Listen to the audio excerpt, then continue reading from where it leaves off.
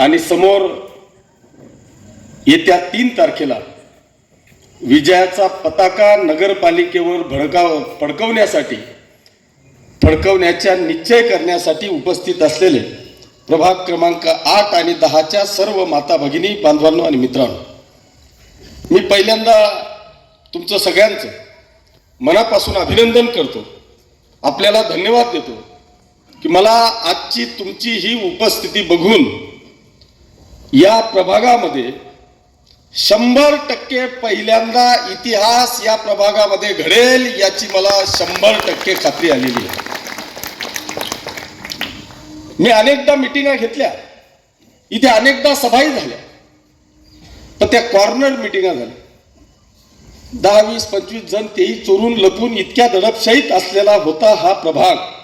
पण मला वाटतं आता स्वातंत्र्य मिळाल्यासारखा ह्या 8 आणि 10 नंबरच्या प्रभागाची जनता या ठिकाणी उपस्थित राहिली, म्हणून 100% विजय हा निश्चित आहे. ही आता काळ्या दगडावरची रेष आहे. अर्थात त्यालाही कारणं असतात. तुम्ही गेल्या 10-15 वर्षापासून या वार्डांमध्ये सगळे वेगळे चुकीचे लोक या ठिकाणी निवडून देत आहेत, पकांना सोडून. परंतु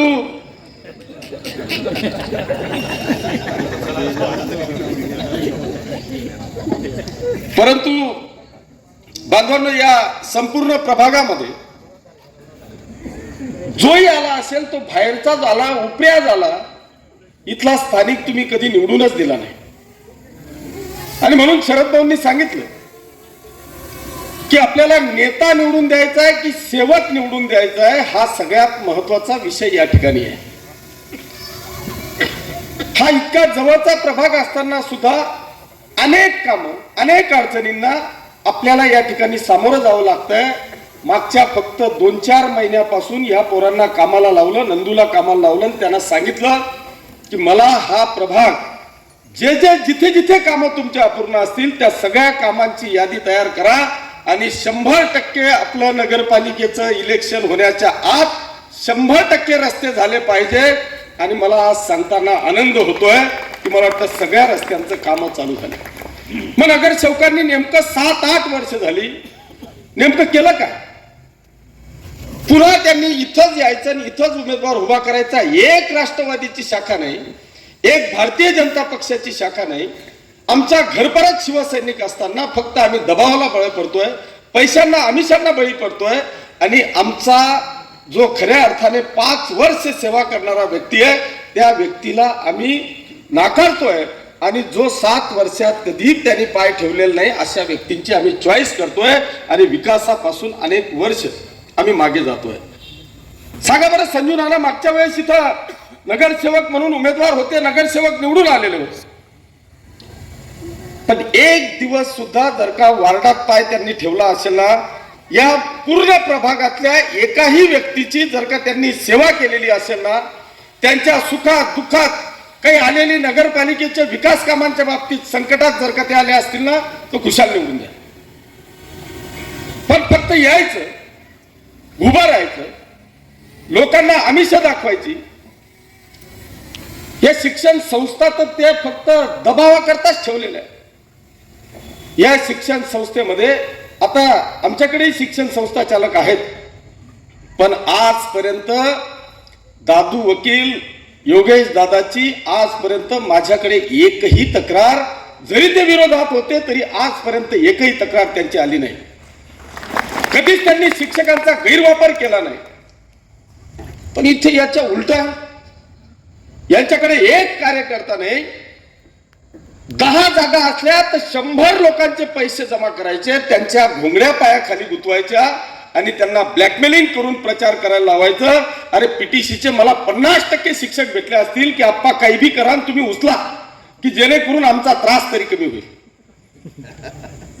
50% शिक्षक भेटले की तुम्ही ही केस उचला.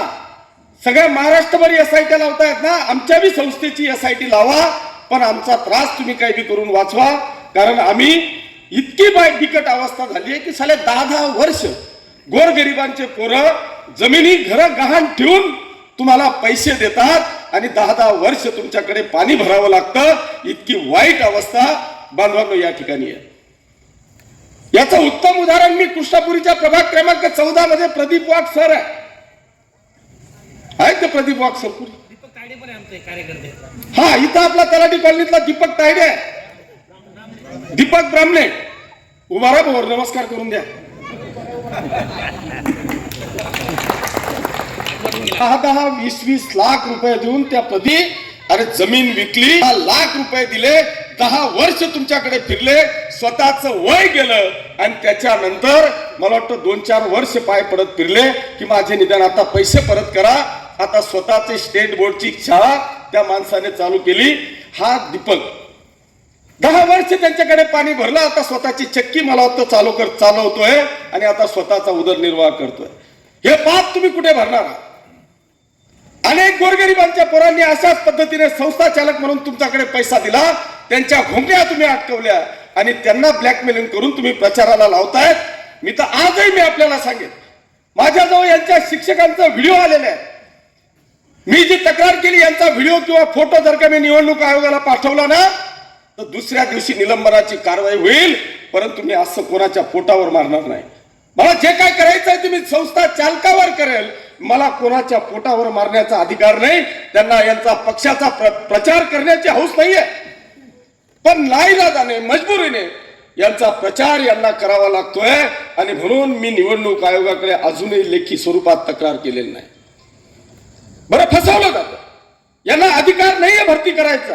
2012 पासून राज्य सरकारने पवित्र पोर्टल चालू केलेलं आहे.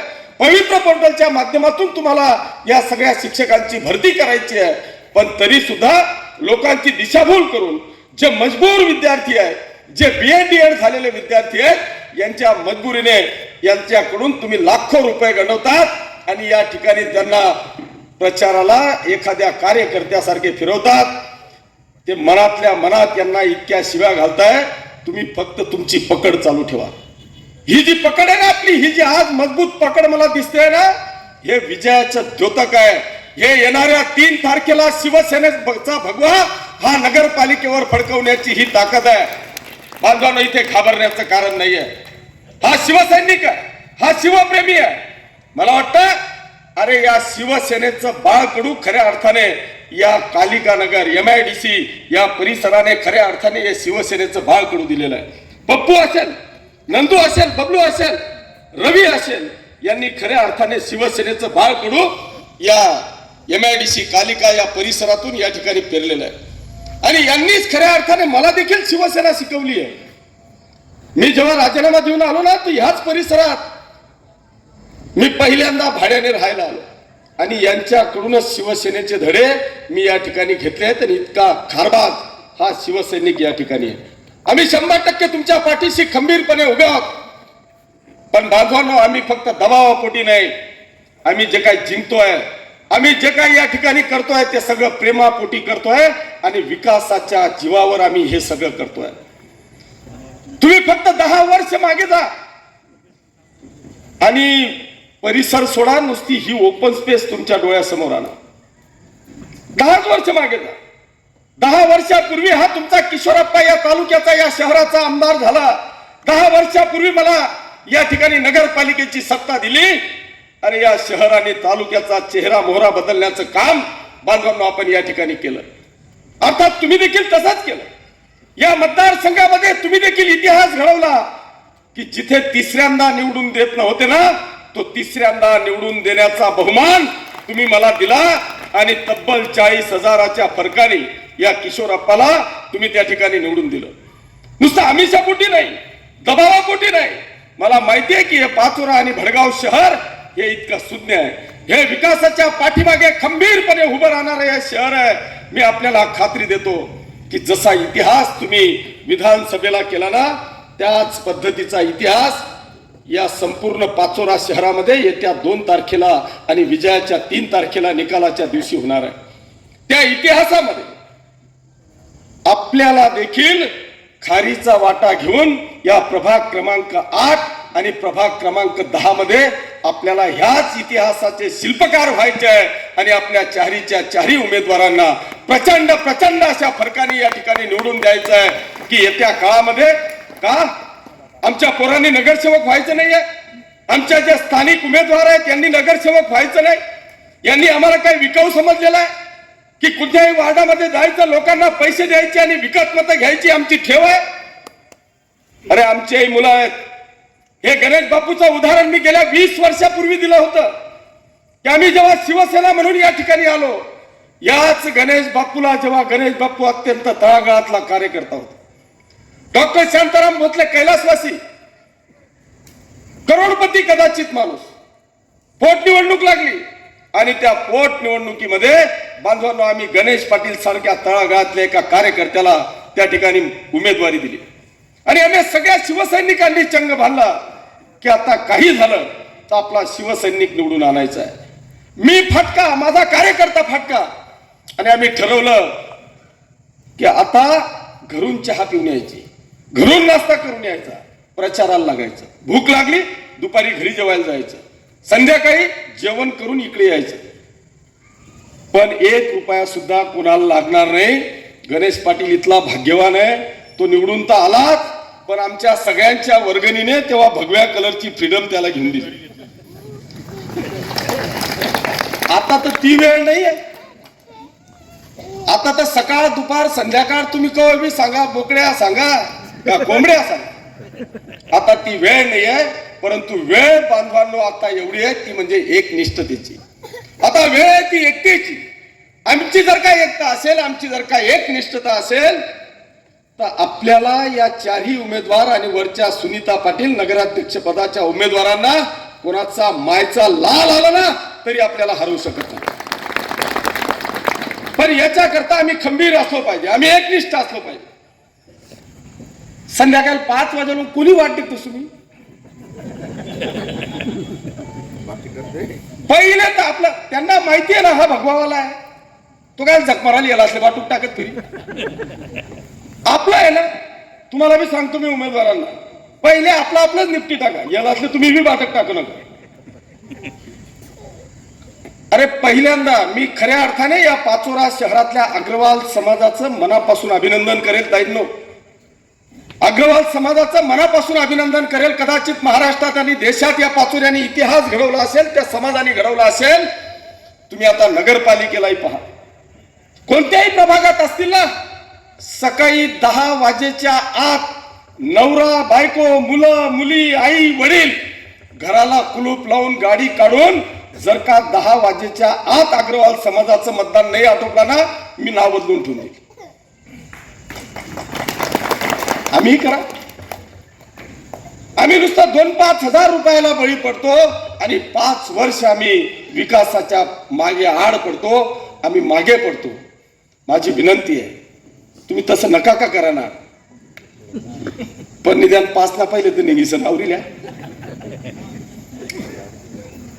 पण बांधवानो, आज मला खऱ्या अर्थाने हा विषय सगळा जाऊ द्या.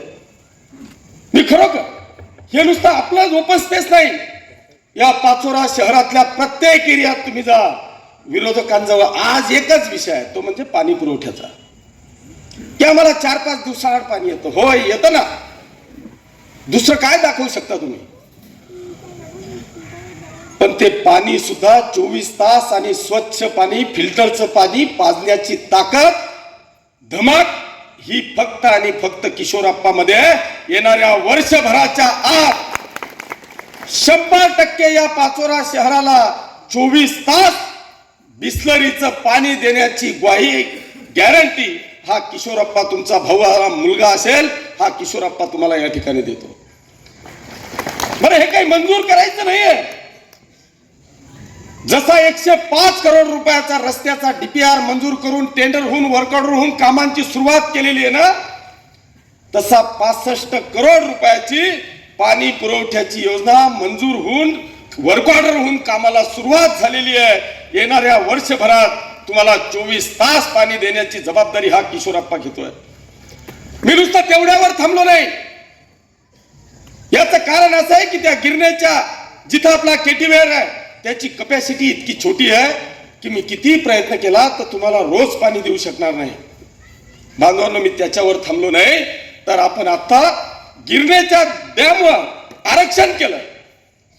पाण्याचं आरक्षण करून 350 कोटी रुपयाची पाण्याची डायरेक्ट पाईपलाईन पाचोरा शहरामध्ये आणण्याकरता त्या ठिकाणी अंतिम टप्प्यामध्ये येणाऱ्या वर्षभरानंतर जसे तुमचे रस्ते झाले ना, 25 वर्ष आता रस्त्याकडे पाहण्याची गरज नाही, त्याच पद्धतीने येणाऱ्या काळामध्ये किमान 25 वर्ष पाण्यासाठी तुम्हाला कुठेही पाहण्याची आवश्यकता भासणार नाही.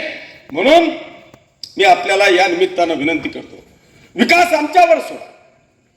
बांधवांनो, खऱ्या अर्थाने बाळासाहेबांचं जे ब्रीथ होतं, पहिल्यांदा तर अशी परिस्थिती होती की जेव्हा निवडणूक आयोगाने या नगरसेवकाचं नाव दिलं नगरपालक, त्यावेळेस हिंदुहृदय सम्राट बाळासाहेबांनी सांगितलं की हा नगराचा पालक होऊ शकत नाही, हा नगराचा सेवक पाहिजे. त्यांनी नगरसेवक म्हणून या महाराष्ट्रातल्या तमाम नगरपालिकांमध्ये नगरसेवक म्हणून नाव दिलं. आणि मग जर का बाळासाहेबांनी हे नगरसेवक म्हणून नाव दिलं असेल तर आम्हाला पालकाला बसवायचं आहे का सेवकाला बसवायचं आहे, हा निर्णय बांधवांनो येत्या 2 तारखेला आपल्याला सगळ्यांना घ्यायचा आहे. माझी विनंती आहे की तुम्ही विकास आमच्यावर सोडा. इथे प्रत्येक कॉलनीमध्ये इथं इतकं सौंदर्य आहे, ही जी काही परिस्थिती आहे, मी तर म्हणतो ना, या कॉलनीत म्हणजे ठीक आहे एखाद्या तरुणाशी दोस्ती असते. मला प्रश्न होता, नंदूचे हे सगळे म्हातारे इतके कस काय फॅन आहेत? मला वाटलं साला नंदू म्हातारा होऊन जाईल का काय, पण ते उलटा झाला. नंदूने या सगळ्या म्हाताऱ्यांना इतका तरुण केला की ते अख्ख्या प्रभागभर फिरताय, तरुणापेक्षा पुढे पळताय. हे शिवसैनिक तर आहेत, पण तोतला काका आणि त्यांची टीम, म्हणजे मला खरंच प्रश्न होता नंदू, मी म्हटलं चला तू येस ना नांदे लागीस म्हातारा नाही जाय. पण काय कमाल केली की या म्हाताऱ्यांना सुद्धा जवान केलं आणि या ठिकाणी पळायला लावलेलं आहे. बांधवांनो, वेळ अगदी जवळ आलेली आहे आणि तिकडे मंगेश दादा माझी वाट पाहत आहे. 8 वाजता माझी 40गावला सभा आहे, त्याच्यामुळे मी जास्त वेळ घेणार नाही. पण आपल्याला नतमस्तक होऊन, आपल्याला सगळ्यांना हात जोडून, बांधवांनो, हे इलेक्शन इतिहास घडवणारं इलेक्शन आहे. यांनी सगळ्यांनी मला घेरण्याचा प्रयत्न केला आहे, पण हा बाळासाहेबांचा शिवसैनिक आहे, हे डरनेवाला नाही आहे. आतापर्यंत सगळ्यांना जे जे आले ना, त्या प्रत्येकाला तुमच्या ताकदीवर, तुमच्या आशीर्वादाने, तुमच्या विश्वासावर, तुमच्या हिमतीवर या प्रत्येकाला आडवं पाडण्याचं काम या किशोरप्पांनी केलंय. आणि आता सुद्धा येणाऱ्या 2 तारखेला, अरे किती या, मला नेत्यांचा डर नाही. मला माहिती आहे की हा माझा तमाम शिवसैनिक आणि या पाचोरा शहरातली तमाम मायबाप जनता माझ्या पाठीशी समोर मागे पुढे एवढी मजबूत ढाल घेऊन उभी आहे की मी कोणत्याच नेत्याला या ठिकाणी विचारणार नाही. इतकी ताकद तुमच्यामध्ये आहे आणि ती ताकद बांधवांनो या किशोरप्पा करता, आपल्या या शहराच्या विकासाकरता तुम्ही सगळ्यांनी येत्या 2 तारखेला माझ्या आणि माझ्या 25च्या 29च्या 29 28 नगरसेवक आणि एका नगराध्यक्षाच्या उमेदवारासाठी आपण सगळ्यांनी सगळ्यात लवकर मतदान एकदा करा, तसं ट्राय तर करा. आम्ही परतफेड कर देऊ, तुम्ही चिंता नका करा, डबल चोबल काढून देईल. पती एकदा सवय पाडा, एकदा बाहेर निघा. मी आज ना, माझ्यावर आरोप होता, हा कॉन्ट्रॅक्टरांचा माणूस आहे ना, अशा एखादा कॉन्ट्रॅक्टर नाही. अरे माझ्यासह माझा कार्यकर्ता हा फाटका होता, पण आज अभिमानाने सांगतो की या पाचोरा तालुक्यातला किमान 1000 तरुण हा इथं कॉन्ट्रॅक्टर आहे, हा काम करतोय. अरे त्यांनी जर का वर्षभरात 1,00,000, 2,00,000, 5,00,000 रुपये कमवले तर तुमची काय जीवावर येते?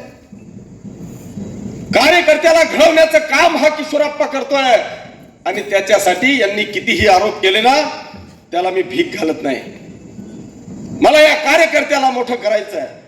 बांधवांनो, भगिनींनो, मी आपल्याला सांगतो, मला माहिती आहे की कार्यकर्ता इतका घरी गेला की त्याला आई वडील सुखाने जगू द्यायचे नाही, काय धंदे लावले, रिकामतोट फिरतोय, राजकारण्याच्या मागे फिरतोय, दुश्मनी घेतोय, काहीच कमवून आणत नाही.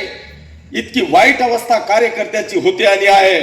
पण आज मी आपल्याला अभिमानाने सांगेल की माझी तमाम माता भगिनी आणि पालक बांधव या ठिकाणी आपल्या मुलाला आणि बाळाला सांगतात की जाय किशोरप्पाच्या पाठीशी खंबीरपणे उभा राहा.